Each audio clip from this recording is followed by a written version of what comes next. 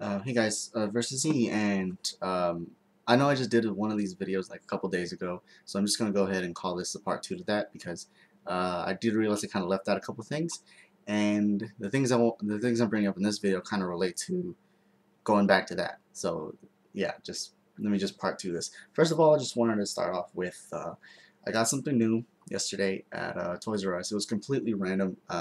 Kind of an impulse buy, but also at the same time, it was random how I came across it. I didn't know they were making this because I don't really pay attention to what NECA or Player Select ever makes unless I see it at Toys R Us. What I was really going after was the Jazzwares Mortal Kombat figures. I was looking for Scorpion, Sub-Zero, or Raiden. Well, not really Raiden. I was looking for Scorpion or Sub-Zero, but they didn't have that. But what I did come across were these Soul Reaver figures from NECA Player Select. And you know, it's a NECA figure and expected to cost like 15, 16 bucks. But then I checked the price because the tag wasn't on the thing yet. So I checked the price to clean the price scanner, and it came out as $9.99.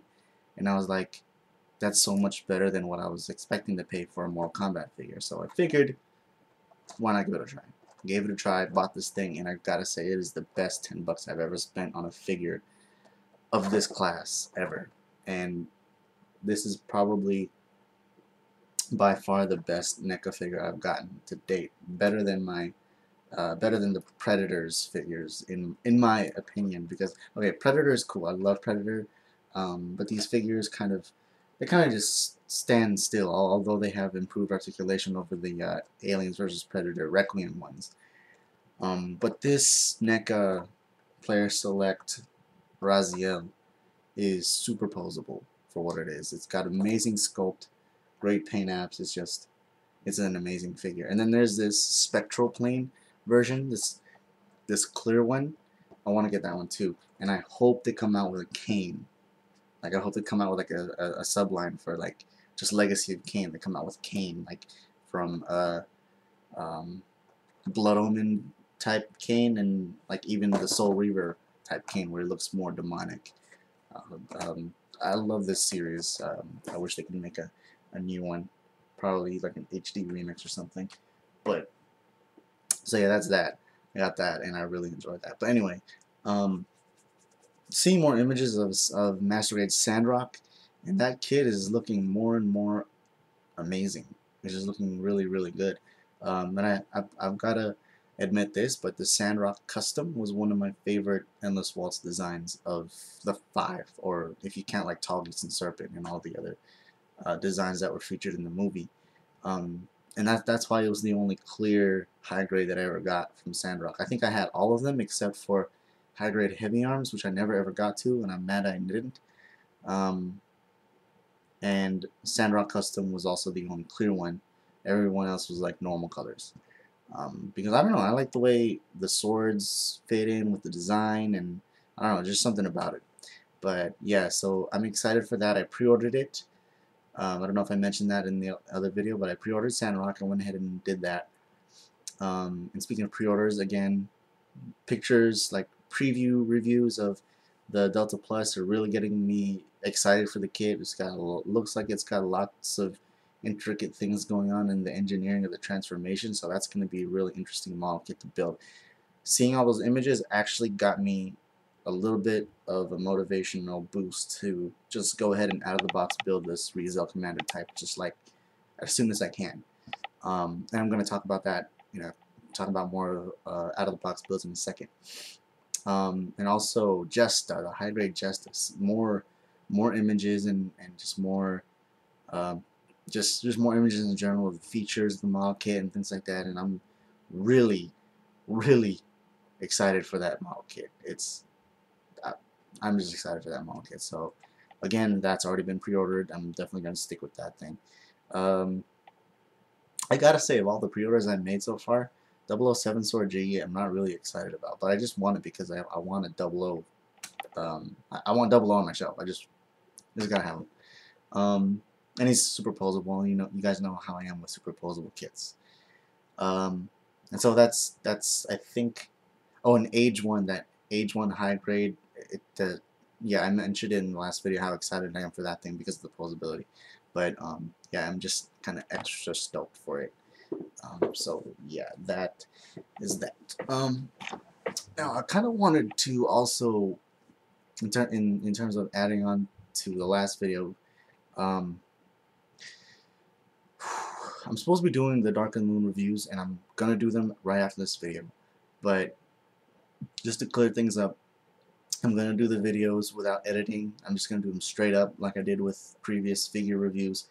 Probably gonna also do that with the Captain America figures, because I feel like the figure reviews should have a less exclusivity to my Gundam reviews, and so the Gundam reviews should get the extra treatment as such, because I feel like my Gundam reviewing is a little bit more rare nowadays. So yeah, I kind of want to exclusive, make the Gundam reviews more exclusive. So that's why I'm just gonna stick to not doing these figures in like with intros and outros or whatever. I'm pretty sure you guys don't mind. I'm just gonna go ahead and just review that, just getting it out there. And that leads to the other point of this video. I'm gonna clear things up a little bit in this video. I know I got a lot of comments and questions about, Ozzy, how did you paint this and that? How did your finish come out so smooth and things like that?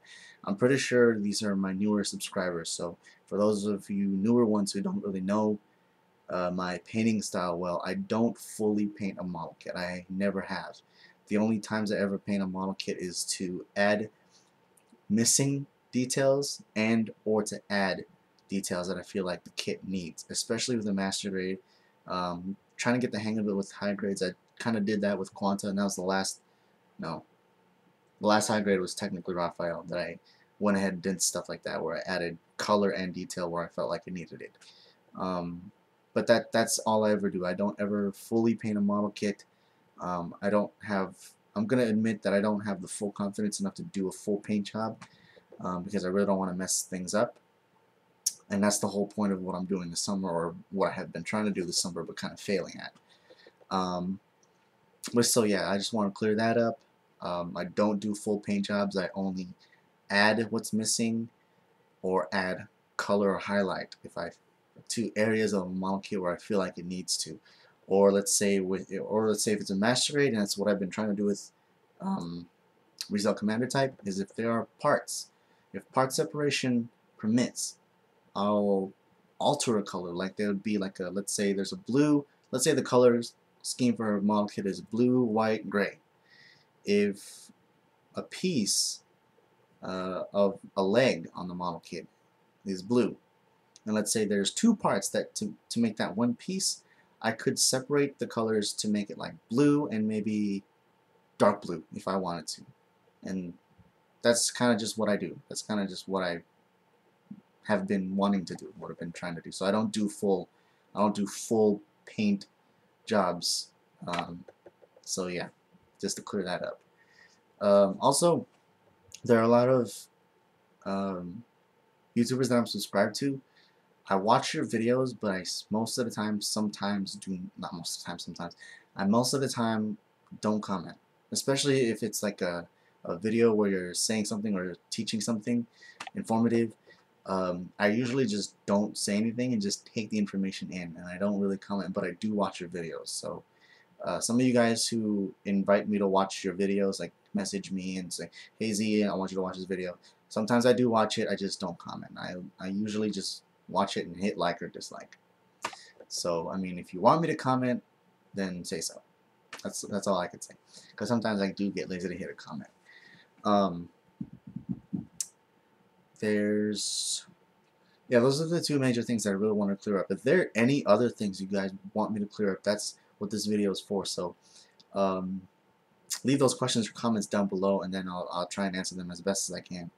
I'll probably hit you up personally, leave you a message, or if there's more questions than I thought I'd get, then I'll do another video like this, and I'll probably most likely bring back the Ask versus Z thing, but not in the same thing as the little thing that was on my channel. Probably not do that. But yeah, so that, and I guess going back to, why is there a dark chocolate thing in my, anyway, kind of going back to let's see, kind of on the subject of Giltar's video, and at the same time these models that I'm trying to work on now. in the side of all these Dark of the Moon reviews and Captain America figure reviews, I have to also review this guy. I really have to. I need to show you guys how much I love that figure. On the side of all that, if you are subscribed to my alternate channel versus Eclipse, then that's where all the Gundam stuff is gonna happen. I'm gonna work on the Type C and also out of the box build a couple other things which I probably won't record, but I'm definitely gonna focus my videos, my Gundam related videos, on the Type C as much as possible. I kind of found that missing something. One of the missing some things that I needed to get my to rekindle that flame, like Meads would say, when it comes to enjoying the basics of your hobby. So I'm gonna try and do as many out of the box builds as I can. At the same time, I could also, like, when I'm done with all these Dark of the Moon figure reviews, I'd have some more Gundam things to review. And yeah, and I'm also just trying to get back into the fun of just building a model kit, and that's the whole idea. Just kind of just build a model kit, enjoy it, and I'm pretty sure this Rizel is it's gonna be a fun build with all the intricate little transformation engineering parts and all that stuff. So it's also gonna get me excited for the Delta Plus even more, and it's also coming out in a couple days. So yeah, that's that. So I just wanted to put that out there. Again, I'm gonna do these Dark of the Moon reviews as soon as I can. So if you're watching this now and you somehow, and this video somehow gets seen later on after the Dark of the Moon figure reviews, you're probably wondering, oh, what happened to your intros or whatever. Then yeah, just check this video out as early as you can. This is just kind of to clear things up a little bit. Oh yeah, also of course, because of the fact that I'm going to be doing figure reviews for the next couple weeks, so for you Gundam fans who are wondering, oh, where are the Gundam stuff versus Eclipse, that's where it's all going to happen for the next couple weeks. I'm really going to try my hardest to do that. I promised myself, and it was a personal vow, to work on Gundams and do it on the Versus Eclipse channel on the side of doing all these Dark of the Moon stuff on this channel. So just wanted to, like I said, just want to get that out there. Okay, now that it's out there, stick around, peace out, thanks for watching, all that good stuff. Leave your questions, comments down there. Follow me on Twitter.